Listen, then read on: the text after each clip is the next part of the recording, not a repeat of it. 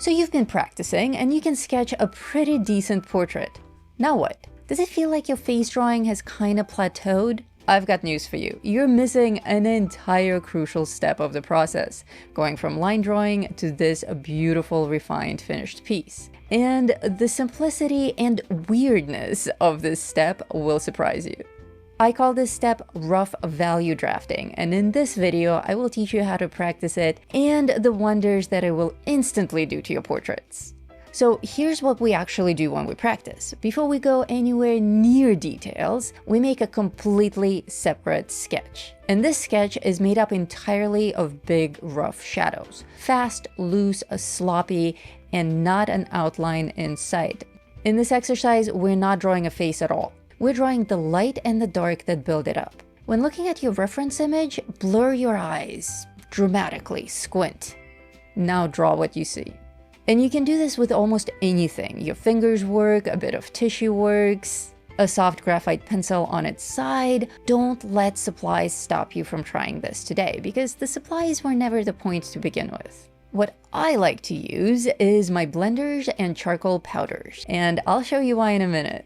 So I start with a paper blender and I just very roughly mark up my basic facial geometry. My vertical center line, my line of the eyes, just a little mark under the nose where the mouth goes, not more than that. This is just enough to keep my symmetry honest, but we can adjust everything as we go along, so no outlines. Then I take my soft blenders and I dip them straight into my black charcoal powder. And now we build. The trick to this exercise is to move quickly, to move from the wrist and from the shoulder, and not to work with fine tools that produce outlines. Lay your pigment roughly. And if, like me, you're working on gray toned paper, the magic will come in when we introduce white charcoal as well. And when I say white charcoal, by the way, that's just the name that this stuff stuck with. It's not technically charcoal. And notice there's not a single outline anywhere. If you catch yourself drawing a line around the eye, drawing out those pupils, the nostrils, giving her eyelashes, God forbid, stop. That's your old habits trying to grab the wheel. And this is exactly why I like using powders for this and not pencil tips. Pencils fight you. Colored pencils fight you even harder. That's not to say we don't work with them, but for this step, this particular exercise, we want blurry application of pigment. Powders also let us push black and white in either direction as many times as we like. Pastels are also an excellent medium for this, oil sticks too, even brush markers are excellent, specifically acrylic brush markers. Anything that allows us to add light pigments over dark and back again. And this means we can literally move things around as we create them. Her eyes are sitting too low, we can lift them. The nose is too far to the left, we can shift it. To help you remember the steps involved in this and also to help you practice on your own, I created a printable guide for you that you can print out for reference. The 3 drawings that I provide you with are already good candidates for reference photos, so you don't have to find your own. Every one of them comes with a projected rough value scale draft that you can copy, and a line drawing for you to practice your shading. Much of this will make more sense towards the end of the video, so stick around. And make sure to grab this free download by scanning the QR code that's somewhere up here, or grab the link in the description.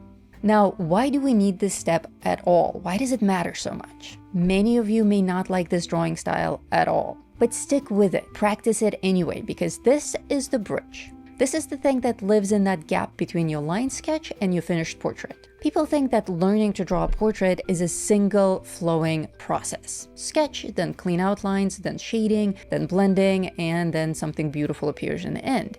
All on one piece of paper, one sitting, start to finish. And while ideally that's what we want to get to as professional artists, that's not actually how we learn to get there. The refined process and the steps involved in learning are 2 completely different pathways. The way we learn to get there is actually in 3 separate stages on 3 separate papers. The sketch, the rough value draft, and then the details. What you've been trying to do is to go straight from the sketch to the details, and that's why it never came out looking right. So let's take a closer look at the 3 processes. When we do our sketch and our geometry, what we're practicing is spatial orientation. Where things go, right? your eye measures, and your hand places. Maybe you're following the Loomis method, maybe Riley, maybe my very own cross method that I teach in other videos. There should be a card popping up somewhere up here. That's fine. That's the job. You're learning the geometry. The rough value draft, on the other hand, is a completely different animal. We're not placing anything anywhere anymore. We're building a shape out of light and shadow, abstractly. We're not thinking about the eyes or the noses or the lips separately. What we care about is which part of the face is light and which part of the face is dark. This light and shadow work is governed by an entirely different part of your brain than line work. And different muscles are involved in this too. Your fingers get a day off. This is all arm and shoulder work, actually work from your shoulder. And the beautiful, refined details are a third thing yet. Careful pressure, soft edges, everything's planned, tiny value shifts, and knowing when to stop, which is its own skill and takes a lot of practice. So how do we get from one to the next? Here's the funny part. We don't. Not at first. We actually practice them separately on separate papers and often on separate days. Think about how somebody learns to play the piano. They don't ever just sit down and learn to play the Moonlight Sonata. They practice their scales first. Then they practice one tricky little section 40 times, and then they put it all together. Nobody thinks that that's weird. When you jump from sketch to shading, you don't actually know where light and shadow go. You just try to copy what you're seeing on your reference image, and more often than not, you're being way too timid with your shadow placement, and you're obsessing over details. Be honest with yourself, you know you do it. Now, let me give you a bit of science to go with my madness, because this part isn't just my opinion. The truth is, your eyes take in the big light and dark shapes first, before detail, before edges, before features. Your visual system just grabs that info in a fraction of a second and only then goes back and fills in the fine detail. Researchers call this coarse-to-fine processing. The blurry vision always comes first, always. That's how we're actually physically built. And that's why squinting works. Every artist on earth will tell you to squint, but they rarely tell you why it works. When you squint, you're throwing away detail, and you're throwing it away on purpose, and forcing yourself to see what your brain already perceived anyway. So when you sit down and you start rendering an eyeball before you've worked out your value pattern, you're working backwards against your own perception, against your own brain, really. There's a part of your brain that does nothing but facial recognition, and it reads each face as one whole pattern. And in fact, that's how facial recognition technology works. And this is why you can spot your best friend across a huge crowded parking lot before you can even spot a single eyelash. So when your drawing has a perfectly rendered eye and a perfectly rendered nose and a perfectly correct mouth, but it still doesn't all add up together to look like your best friend, now you know why. Likeness doesn't live in the outlines, it lives in the patterns.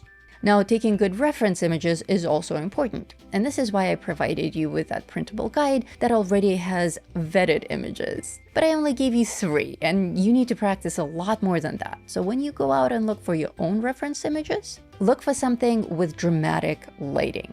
Deep shadows, bright highlights, one strong light source is always your friend. Avoid flat, even, overhead lighting and anything that's overly exposed. It will teach you nothing because there are barely any patterns there. Not for this exercise anyway. For geometry, fine, but not for this.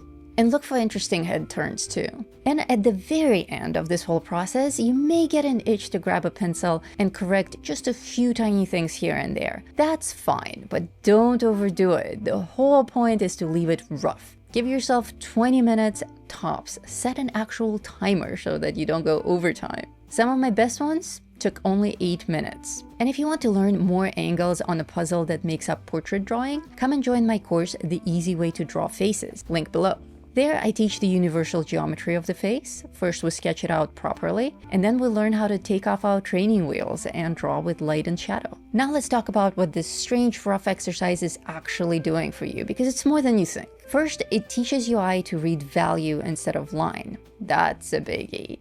You stop seeing edges and you start seeing masses, and once that flips in your head, it never flips back. You'll start seeing it everywhere, in photos, on real people at the grocery store. It's freaky. Second, it will train your overall motor control, your shoulder and your arm, not just your fingertips. That's where confident drawing comes from. And I actually teach that exercise in an entire chapter in my Fundamentals of Drawing course. Artisans, you guys have access to all of that. You can just go straight to that lesson. Third, it teaches you to judge relationships. Is this darker than that? Not just, is it dark on the value scale? Your eye is genuinely terrible at judging value on its own. There's a famous illusion where two squares on a checkerboard are printed in the same exact ray, with one of them sitting in shadow and one of them in broad daylight, and your brain simply refuses to believe they match. Looking at it right now, I don't see them as the same value. It's a trick of the brain. It's crazy, right?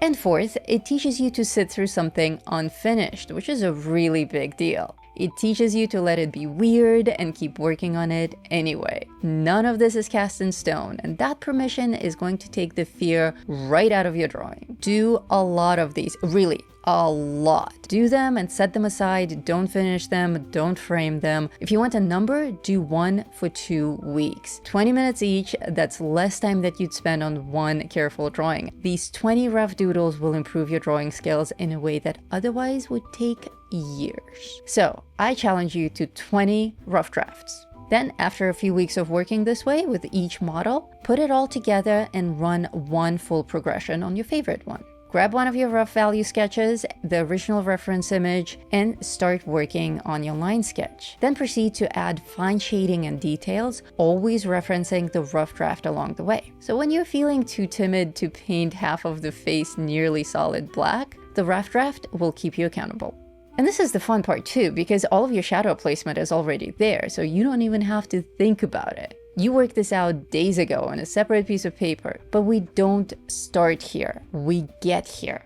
And we get here by pulling the pieces apart and practicing them one at a time, until each one stops being difficult and abstract. That's the step that you've been missing. So give this a shot, and your next portrait will absolutely show it.